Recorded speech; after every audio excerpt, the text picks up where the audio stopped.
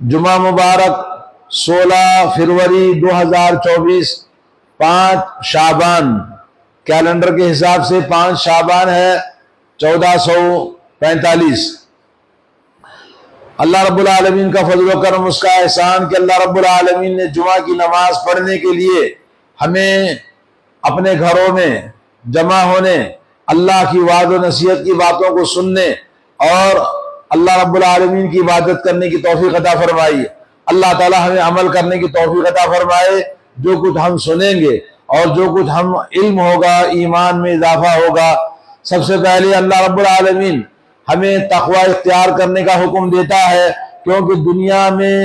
فلاح اور بہبودی، کامیابی، کامرانی اور نجات، ہر قسم کی بھلائی اللہ نے تقوی میں رکھا ہے۔ جو انسان تقوی اختیار کرتا ہے دنیا میں کامیاب، ہر طرح کی چیزوں سے وہ فلاح اور بہبود پاتا ہے، اور آخرت میں اللہ کی رضامندی اور اللہ کی طرف سے جنت کا حصول، جہنم سے نجات، عذاب قبر سے نجات اللہ نے تقوی میں رکھی ہے۔ اللہ رب العالمین ہم سب کو تقوی اختیار کرنے کی توفیق عطا فرمائے۔ تقوی اختیار کرنے کے بعد دوسری چیز، سب سے پہلے اللہ کے رسول صلی اللہ علیہ وسلم کی اتباع کرنا۔ نبی کریم صلی اللہ علیہ وسلم خیر البریہ، زمین پر سب سے بہترین انسان اور ہادی برحق، جن کو اللہ نے رحمت للعالمین بنا کر بھیجا، تمام انبیاء کے امام، تمام کائنات کے سردار، شفیع المذنبین، گناہوں کو بخشش کروانے والے اور اپنے امت کے خطا کاروں کو جنت میں لے جانے والے اور حوض کوثر پر اپنی امت کو سیراب کرنے والے، ایسے نبی کی اتباع کرنے کا اللہ نے ہمیں حکم دیا ہے۔ اطیعوا اللہ واطیعوا الرسول، اللہ کی اطاعت کرو اور رسول صلی اللہ علیہ وسلم کی اطاعت کرو۔ وَلَا تُبْطِلُوا أَعْمَالَكُمْ، اپنے اعمال کو ضائع نہ کرو۔ اور فرمایا ان تطیعوہ تہتدوا، نبی کی اطاعت کرو گے تو اللہ رب العالمین ہدایت تمہیں نصیب فرمائے گا۔ نبی کی اطاعت میں ہدایت ہے۔ نبی کی اتباع چھوڑ کر اپنے غلط راستوں پر کوئی چلے گا جو نبی کا راستہ نہیں تو ہدایت سے وہ محروم ہو جائے گا۔ تو ہر مسلمان کے لیے لازم ہے، ضروری ہے، اور اپنی زندگی میں ہر طرح سے نبی کی سنتوں کی جستجو اور نبی کی سنتوں پر عمل کرنا لازم اور فرض ہے۔ اللہ رب العالمین نے اپنے بندوں کو اپنی عبادت کرنے کے لیے شریعت مطہرہ، اسلام کا طور طریقہ، شریعت ہمارے لیے مقرر فرمائی، اور اس شریعت کے مطابق اللہ تعالیٰ کی عبادت کریں تو اللہ راضی ہوگا۔ اگر شریعت کے مطابق عبادت نہ کی جائے وہ اللہ رب العالمین کی عبادت نہیں ہو سکتی۔ شرع لکم من الدین ما وصی بہ نوحا والذی اوحینا الیک وما وصینا بہ ابراہیم، اللہ نے فرمایا ہر امت کے لیے اللہ نے شریعت کو مقرر کیا، جیسے ابراہیم علیہ السلام، نوح علیہ السلام، موسیٰ علیہ السلام، عیسیٰ علیہ السلام، اور آپ کو اللہ نے شریعت دیا ہے۔ تو میرے بھائیوں اور بہنوں، ہم اللہ تعالیٰ کی شریعت کا علم حاصل کرنا اور شریعت کے مطابق عبادت کرنا ہر مسلمان مرد و عورت کے لیے لازم اور فرض ہے۔ مگر ہم نے اللہ کے دین کو برائے نام صرف زندگی میں ٹچ رکھا ہے، اور اس کو جیسے سیکھنا، جیسے سمجھنا، جیسے عمل کرنا چاہیے، ہمارے اندر بہت ساری کوتاہیاں ہیں، اس لیے بہت سارے غلط راہوں پر لوگ دین سمجھ کر چلتے ہیں۔ اللہ رب العالمین نے فرمایا اتبعوا ما انزل الیکم من ربکم ولا تتبعوا من دونہ اولیاء قلیلا ما تذکرون، اے لوگو جو اللہ نے تمہارے لیے شریعت نازل فرمائی اس کی اتباع کرو، اور اللہ کی وحی کے علاوہ کسی اور کی اتباع نہ کرو۔ تم لوگ بہت کم نصیحت حاصل کرتے ہو، بتانے کے باوجود، سمجھانے کے باوجود سمجھ نہیں پاتے۔ اور اللہ نے فرمایا الیوم اکملت لکم دینکم واتممت علیکم نعمتی ورضیت لکم الاسلام دینا،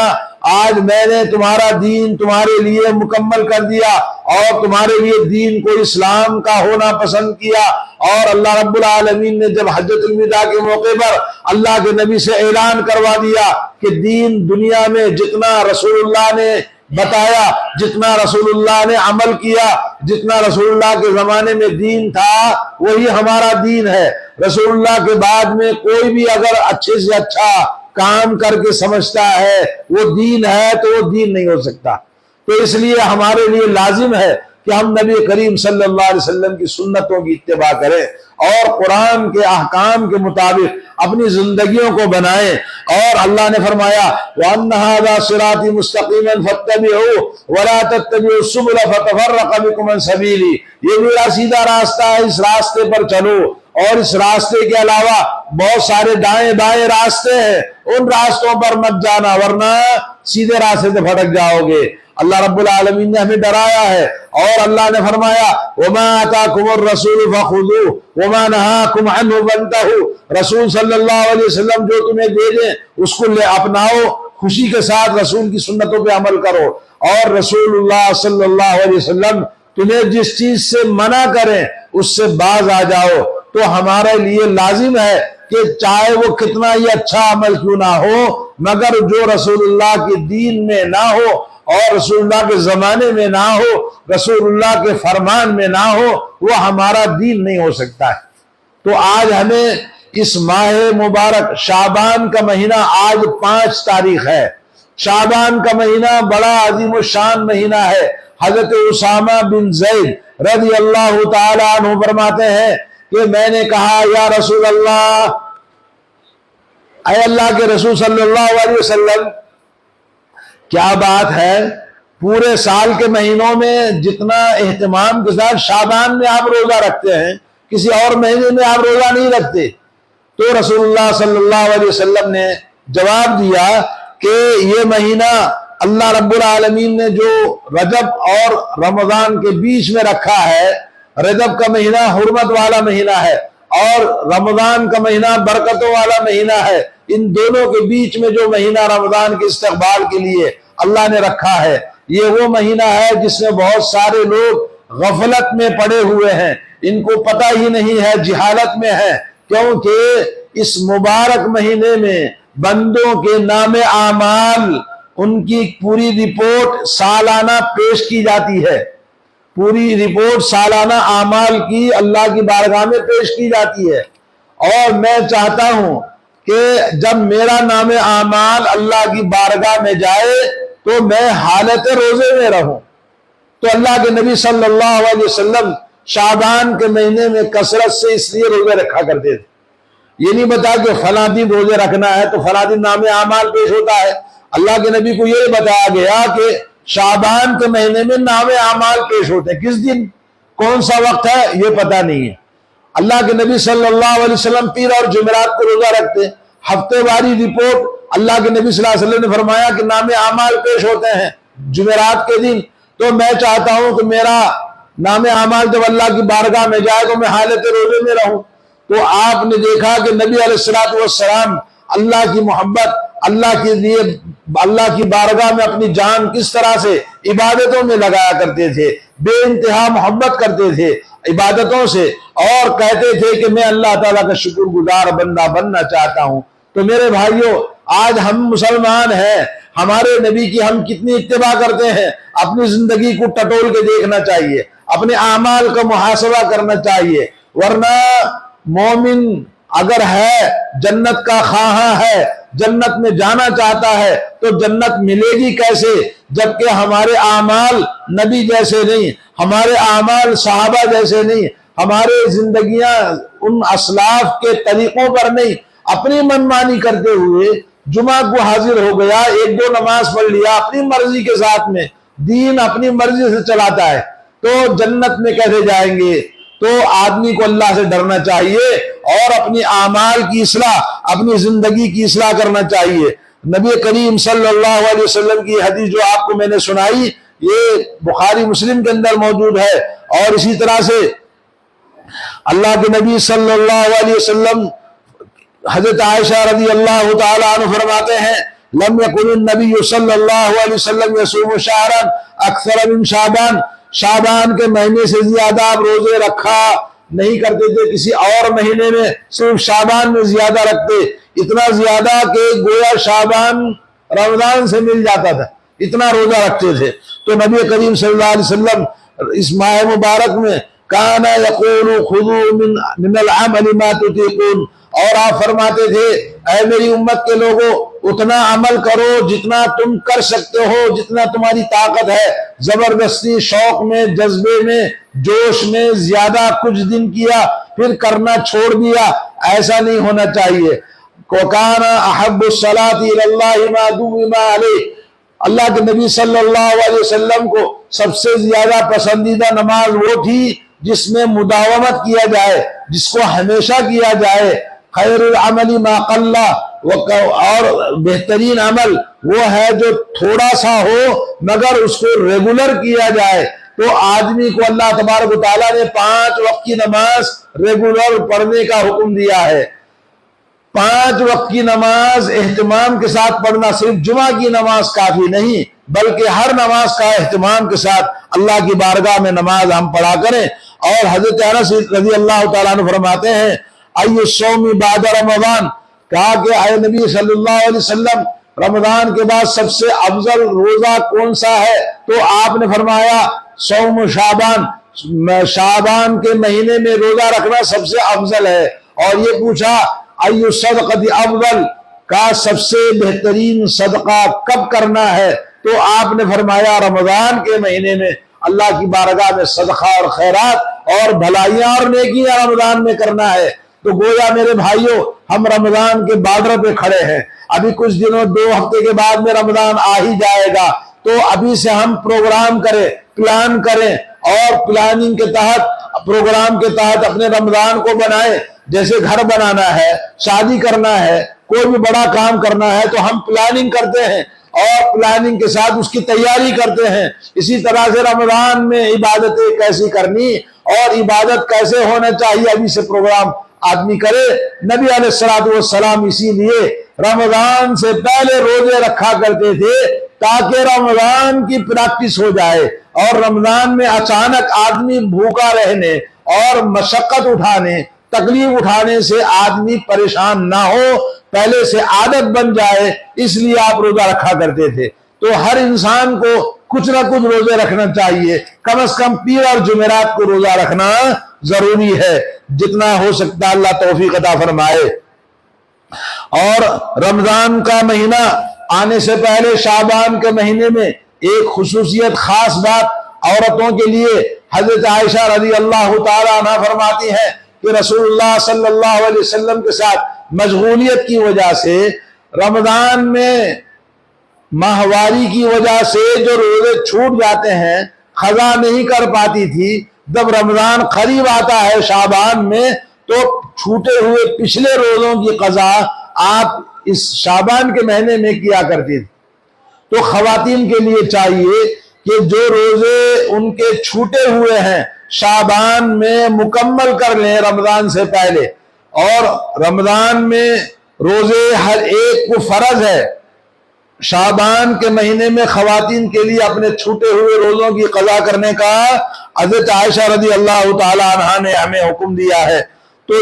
جن کے روزے چھوٹے ہیں وہ رضا اپنی قضا کر لیں۔ اور اسی طرح سے میرے دوستوں اور بھائیوں، اللہ کے نبی صلی اللہ علیہ وسلم کی حدیث ہے اذا انتصف شہر شعبان، جب شعبان کا مہینہ آدھا ہو جائے فلا تصوموا، تو روزے نہ رکھو۔ یعنی کوئی آدمی 1 تاریخ سے لے کر 15 تاریخ تک روزے رکھا تو 15 کے بعد روزے چھوڑ دے، پھر اپنے آپ کو پریپیئر کرے اور اپنے آپ کو تیار کرے تاکہ رمضان کے روزوں کے لیے اپنے اندر قوت، طاقت اور ہمت اور روزے کا عزم پیدا کرے۔ تو رمضان کے آدھے مہینے کے بعد روزے رکھنا منع ہے، الا ہے کہ کوئی آدمی پیر اور جمعرات کا روزہ رکھنے کی عادت ہے تو وہ آدمی روزہ رکھ سکتا ہے۔ ایک اور مسئلہ یہ ہے کہ اللہ کے نبی صلی اللہ علیہ وسلم نے فرمایا لا تقدمن قبل رمضان، رمضان سے پہلے کوئی آدمی 1 دن 2 دن کا روزہ نہ رکھے، جیسا کہ بعض لوگوں کے اندر چاند سلامی کا روزہ رمضان سے 1 دن پہلے روزہ رکھتے ہیں یا 2 دن پہلے روزہ رکھتے ہیں، اسلام میں منع ہے۔ ایسا چاند سلامی کا یا رمضان کا آنے سے پہلے 1 دن 2 دن روزہ رکھنا جائز نہیں ہے۔ تو اس لیے جو لوگ کرتے ہیں وہ غلط ہے، نہ رکھیں۔ روزہ رکھنا ہے تو 1 تاریخ سے لے کر 15 تاریخ کے بیچ میں جب چاہے جتنے چاہے دن روزہ رکھے۔ تو اس طرح سے اللہ کے نبی صلی اللہ علیہ وسلم نے عنوان تھا ماہ شعبان میں سنت کیا ہے اور بدعت کیا ہے۔ لوگ سنت کیا ہے، جیسے ابھی آپ نے سنا رمضان کے آنے سے پہلے اس مبارک مہینے میں نبی کی سنت یہ تھی، تو نبی کی سنت کے مطابق ہم اپنے آپ کو روزے رکھ کر اللہ کی بارگاہ میں اپنے نام اعمال جب اللہ کی بارگاہ میں جائیں تو ہم حالت روزے میں رہیں۔ اللہ تعالی ہم سب کو توفیق عطا فرمائے۔ اب آئیے اس مبارک مہینے میں بدعت کیا ہوتی ہے آپ کو بتاؤں۔ جیسا کہ پتا ہے کچھ لوگ 13، 14، 15 3 دن روزہ رکھتے ہیں شعبان میں، یا ایک 15 شعبان کی رات کو شب برات کے نام سے مناتے ہیں، اور راتوں میں جاگتے ہیں، مسجدوں میں جمع ہوتے ہیں مٹھائی حلوائی کے ساتھ میں، اور پھر راتوں میں قبرستان کی زیارت کرتے ہیں۔ کچھ لوگ کہتے ہیں کہ یہ مردوں کی عید ہے، اس 15 کی شعبان کی رات کو مردے جو گھر کے خاندان کے مرے ہیں وہ سب حاضر ہوتے ہیں، یہ عقیدہ ہوتا ہے۔ تو اس طرح بہت سارے باتیں ہمارے مسلمانوں کے درمیان موجود ہے۔ کیا اس کا کوئی ثبوت قرآن و سنت کے اندر ہے؟ قرآن و سنت کو جب ہم ٹٹولتے ہیں، نبی کی زندگی کو ہم دیکھتے ہیں، یہ ساری کی ساری چیزیں کہیں بھی اسلام میں کوئی ثبوت نہیں ہے، نہ قرآن میں نہ سنت رسول اللہ میں۔ کچھ لوگوں نے کہا اِنَّا أَنزَلْنَاهُ فِي لَيْلَةٍ مُبَارَكَةٍ إِنَّا كُنَّا مُنذِرِينَ فِيهَا يُفْرَقُ كُلُّ أَمْرٍ حَكِيمٍ أَمْرًا مِّنْ عِنْدِنَا إِنَّا كُنَّا مُرْسِلِينَ۔ سورہ دخان کی آیتیں ہیں جس کو اللہ نے کہا کہ مبارک رات میں ہم نے قرآن نازل کیا، اور اس رات میں اللہ رب العالمین ہر طرح کے فیصلے فرماتا ہے، رزق کا فیصلہ، زندگیوں کا فیصلہ، موت کا فیصلہ، بیماریوں اور شفا کا فیصلہ، دنیا میں جو کچھ جس کے ساتھ میں جو پیش آنے والا ہے اس کے فیصلے فرماتا ہے۔ اور یہ اللہ رب العالمین کا اٹل پکا فیصلہ ہے۔ تو کچھ لوگ کیا کہتے ہیں شعبان کی 15 کو یہ ہوتا ہے، یہ کہنا بالکل غلط ہے، کیونکہ شہر رمضان الذی انزل فیہ القرآن، اللہ نے بتا دیا قرآن نازل ہوا کب؟ رمضان میں۔ انا انزلناہ فی لیلۃ القدر، اور یہ بتا دیا کہ لیلۃ القدر میں قرآن مجید کا نزول ہوا۔ اس لیے کوئی کہتا ہے کہ شعبان کی 15 کو ایسا ہوگا تو صحیح نصوص کے ذریعے جو ثابت ہے ٹیکسٹ اسلام کے، اس کے خلاف ہے اور غلط ہے، بدعقیدگی ہے، جہالت ہے۔ اور جو لوگ کہتے ہیں دلیل لیتے ہیں اسلاف سے ثابت نہیں ہے۔ اور جو شب برات شروع ہوئی ملک شام میں کچھ لوگوں نے عبادت گزار جو زاہد قسم کے لوگ تھے انہوں نے اس چیز کو شروع کیا، جن میں سے خالد بن معدان ایک نام آتا ہے، اور اسی طرح سے کچھ اور لوگوں کے جو اس زمانے میں لوگ علماء موجود تھے ان سے یہ چیز ثابت ہے۔ مگر شیخ ابن باز رحمہ اللہ کہتے ہیں یہ بھی غلط ہے، کیونکہ ایسے بزرگوں سے ایسے غلط کام کرنا ثابت نہیں ہو سکتا۔ اور یہ ملک شام کے کچھ لوگوں نے شعبان کی 15ویں شب کو یہ جاگنا، راتوں میں نماز پڑھنا ابتدا کی ہے، اور اس سلسلے میں جتنی احادیث ہیں شعبان کی فضیلت میں ساری کی ساری ٹوٹل ضعیف ہیں۔ اور شعبان کے مہینے میں عبادت کرنے کے لیے، نمازیں پڑھنے کے لیے جتنی بھی احادیث آئی ہیں وہ ساری کی ساری مکذوب، جھوٹی ہے، موضوع، من گھڑت ہے۔ حقیقت میں کوئی حدیث اللہ کے نبی صلی اللہ علیہ وسلم سے ثابت نہیں، اور 15 شعبان کو صحابہ کرام میں سے کسی کا کوئی عمل ثابت نہیں۔ یہ سب شروع کیا لوگوں نے صحابہ کرام کے زمانے کے بعد، یہ بعد کے لوگوں کی ابتدا ہے۔ تو اس لیے اسلام میں 15 شعبان کا منانا، جس میں من گھڑت حدیثوں میں یہ ہے، ایک نماز ہے صلاۃ الالفیہ، 1000 نمازوں، 1000 رکعت کی نماز، اور اسی طرح سے حضرت علی کو حکم دیا کہ علی تم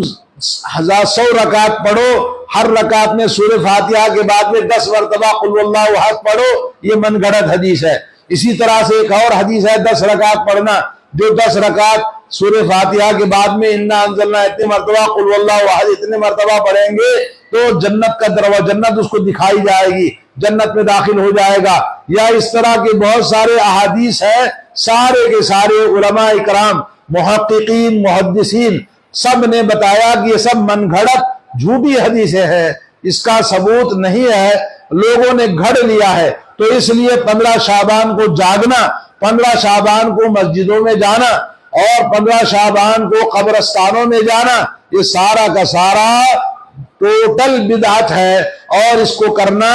اسلام میں نبی سے نہیں، صحابہ سے نہیں، تابعین سے نہیں، تبع تابعین سے نہیں، ائمہ کرام امام ابو حنیفہ رحمۃ اللہ علیہ سے بھی کوئی چیز ثابت نہیں ہے۔ لوگوں نے اپنی طرف سے بنا لیا اور یہ سمجھتے ہیں کہ بھئی جمع ہونا نماز پڑھنا کیا غلط ہے، تو اس طرح سے اپنے آپ کو انہوں نے شریعت کو گڑھ لیا ہے۔ اللہ تعالیٰ توفیق اور ہدایت دے۔ 5 وقت کی نماز فرض ہے، اور عبادتوں کے سلسلے میں ایک قاعدہ آپ جان لیجئے، عبادت چھوٹی ہو عبادت بڑی ہو، تمام عبادتوں کو توقیفی کہا جاتا ہے۔ توقیفی کا مطلب ہے عبادت چھوٹی ہو یا بڑی ہو، وہ سب اللہ تعالیٰ کی طرف سے آسمان سے حکم نازل ہوتا ہے، بغیر حکم الہی کے کوئی عبادت ثابت نہیں ہوتی۔ جب حکم آسمان سے نہیں آیا اور حکم آتا ہے تو رسول اللہ پر آتا ہے، رسول اللہ نے نہیں کیا، رسول اللہ نے نہیں کیا تو صحابہ کرام نے نہیں کیا۔ یہ کہنا کہ وہ قبرستان کو گئے تھے، دونوں کلب کی بکریوں کے برابر اللہ تعالیٰ سب کی بخشش فرماتا ہے، یہ سب غلط ہے، کوئی بھی حدیث صحیح نہیں ہے، کیونکہ اللہ کے نبی صلی اللہ علیہ وسلم سے جو یہ بات کہی جاتی ہے کہ اللہ تعالیٰ 15 شعبان کی رات کو اپنے بندوں کو دیکھتا ہے اور تمام مخلوق کی مغفرت فرماتا ہے، سوائے اس آدمی کے جو مشرک ہے یا جس کے دل میں بغض ہے، عداوت ہے، نفرتیں ہیں۔ یہ سنن ابن ماجہ کی حدیث ہے، مگر یہ حدیث عبداللہ ابن لہیعہ اس کا راوی ہے جو مدلس ہے، تو حدیث مدلس ہونے کی وجہ سے اور تمام محدثین اس حدیث کو ضعیف قرار دیا۔ اس کے مقابلے میں صحیح حدیث ہے، رسول اللہ صلی اللہ علیہ وسلم فرماتے ہیں ینزل ربنا تبارک و تعالی کل لیلۃ الی سماء الدنیا، اللہ عز و جل ہر رات میں آسمان دنیا پر نازل ہوتا ہے، اور نازل ہونے کے بعد میں حین یبقى ثلث اللیل، جب 1/3 رات باقی رہتی ہے، اور فرماتا ہے من یدعونی استجب لہ، کون ہے جو مجھ سے دعا مانگے تو میں اس کی دعا کو قبول کروں، ومن یسألنی فأعطی لہ، کون ہے جو مجھ سے مانگنا چاہتا اپنے دامن کو پھیلا کر جھولی بھیگا مانگتا ہے تو اس کی جھولی کو بھر دوں، جو چاہتا ہے وہ اس کو عطا کروں، ومن یستغفرنی فاغفر لہ، کون ہے جو مجھے مغفرت چاہتا ہے تو میں اس کی مغفرت کر دوں، گناہوں سے معاف کر دوں۔ ہر دن اللہ تعالیٰ آسمان دنیا پر آ کر اعلان کرتا ہے، سال میں ایک بار اس طرح سے لوگوں کا تیار ہو کے آنا، نئے کپڑے پہننا، عید شب بارات کہنا اور خوشبو لگا کر مٹھائی جلیبی لے کر مسجدوں کو آنا، یہ سب کا سب نبی سے، صحابہ سے، قرآن سے کہیں بھی ثابت نہیں ہے، یہ لوگوں نے اپنی طرف سے بنا لیا ہے۔ اور یہ جو حدیث میں نے سنائی ہر رات اللہ تعالیٰ نازل ہوتا ہے، صحیح بخاری صحیح مسلم کی حدیث ہے۔ اور آپ کو بتا دوں من احدث فی امرنا ھذا ما لیس منہ فہو رد، اللہ کے نبی نے فرمایا دین میں کسی نے کوئی نیا کام ایجاد کیا تو وہ باطل ہے، مردود ہے، اس کو قبول نہیں کیا جائے گا جب کوئی دلیل نہیں ہے۔ یہ حدیث صحیح بخاری صحیح مسلم کی حضرت عائشہ سے مروی ہے۔ ایک اور حدیث ہے من عمل عملا لیس علیہ امرنا فہو رد، اگر کسی نے کوئی عمل کیا اس عمل کا ثبوت ہمارے دین میں نہ ہو تو وہ عمل اس کا مردود ہے۔ یہ حدیث صحیح مسلم کی ہے۔ تو اسی طرح سے اللہ کے نبی صلی اللہ علیہ وسلم نے اپنی امت کو اپنی سنتوں کو مضبوطی کے ساتھ پکڑنے کا حکم دیا، علیکم بسنتی و سنت الخلفاء الراشدین المہدیین تمسکوا بها وعضوا علیہا بالنواجذ، لوگوں تمہارے اوپر لازم ہے کہ میری سنت کو مضبوطی کے ساتھ پکڑو، اور میرے جان نشین میرے جو خلیفہ ہے ان کی سنتوں کو مضبوطی کے ساتھ تھام لینا، اپنے دانتوں سے پکڑ لینا۔ اور ہر جمعہ کے خطبے میں رسول اللہ نے اعلان کیا سب سے بہترین بات اگر کسی کی ہے تو اللہ تعالیٰ کی بات ہے، اور سب سے بہترین راستہ محمد الرسول اللہ صلی اللہ علیہ وسلم کا طریقہ اور راستہ ہے، اور سب سے بدترین سب سے بری بات دین کے اندر نئی چیزوں کو ایجاد کرنا ہے، اور جو بھی نئی چیز دین کے اندر ایجاد کی جاتی ہے وہ بدعت ہے۔ اور بدعت کیا ہے؟ دین سمجھ کر کسی چیز کو عمل کرنا جو کہ دین میں نہ ہو، قرآن میں نہ ہو، رسول اللہ کی زندگی میں نہ ہو، لوگوں نے بعد میں اس کو دین بنا لیا ہو، تو وہ دین بدعت کہلاتا ہے، اور ہر بدعت گمراہی ہے، اور گمراہی انسان کو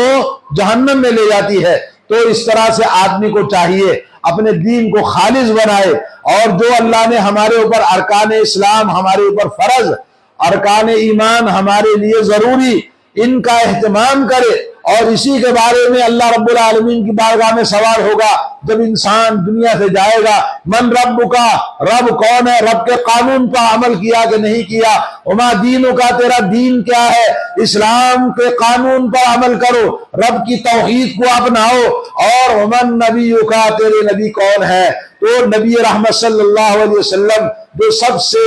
دنیا میں بہترین انسان، رحمت للعالمین، اور تمام نبیوں کے امام اور آخرت کے بھی امام، جو سب کے لیے شفاعت کریں گے، سب کی گناہوں کی بخشش کروائیں گے، اور سب کو حوض کوثر پر سیراب کریں گے، ایسے نبی کی سنتوں کو چھوڑ کر یہ بھی چلے گا وہ بھی چلے گا، تو نبی کے ساتھ تو نہیں چلنے والا۔ تو وہ انسان بدعتی جو بدعت کر کے دین سمجھتا ہے، وہ قرآن و سنت کے خلاف عمل کر کے اللہ کے پاس ثواب نہیں بلکہ گنہگار ہوگا۔ تو اس طرح سے میرے بھائیوں، نمازیں وہی پڑھنی ہے جو اللہ کے نبی سے ثابت ہیں، اور اللہ کے نبی صلی اللہ علیہ وسلم نے فرمایا، تمام علماء کے اس بات پر اتفاق ہے کہ رجب کی، شعبان کی جتنی بھی عبادتیں لوگوں نے بنائی، سب کی سب من گھڑت ہیں، کوئی حقیقت نہیں ہے۔ اللہ کے نبی صلی اللہ علیہ وسلم نے فرمایا، لا تختصوا لیلۃ الجمعۃ بقیام من بین اللیالی، لوگوں جمعہ کی رات کو عبادت کرنے کے لیے خاص نہ کرو، ولا تخصوا یومها بصیام، اور جمعہ کے دن روزہ رکھنے کے لیے خاص نہ بناؤ دنوں کے درمیان، یعنی جمعہ کی رات میں نماز پڑھتا ہے، باقی دنوں میں نماز نہیں پڑھتا رات کے اندر، اور جمعہ کو روزہ رکھتا ہے، باقی دنوں میں روزہ نہیں رکھتا۔ اللہ کے نبی نے منع کیا کہ تخصیص نہ کریں، خاص نہ کریں، اسپیشل نہ بنائیں، کیونکہ اللہ رب العالمین نے تمام دنوں کو ایک جیسا بنایا عبادتوں کے لیے، اور جو عبادتیں اللہ نے حکم دیا کرنے کے لیے اس کو کرنا چاہیے۔ اور اللہ کے نبی صلی اللہ علیہ وسلم نے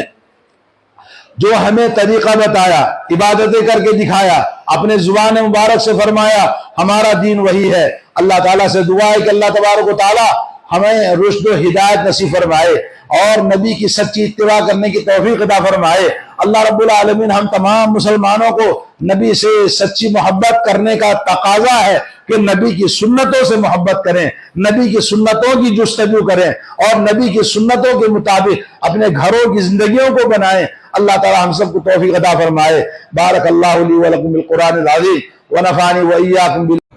السلام علیکم ورحمۃ اللہ وبرکاتہ۔ ناظرین اکرام، اسلامک ٹی وی اس چینل کو ابھی تک جنہوں نے سبسکرائب نہیں کیا ہے، برائے مہربانی اس چینل کو سبسکرائب ضرور کریں، اور ہر دن کی اپڈیٹ کے لیے اس کے ساتھ ہی ایک بیل، ایک گھنٹی کا نشان آئے گا، اسے آپ ضرور پریس کریں اور اسے دبا کر آپ ہمارے ساتھ تعاون فرمائیں۔ جزاک اللہ خیر۔ السلام علیکم ورحمۃ اللہ وبرکاتہ۔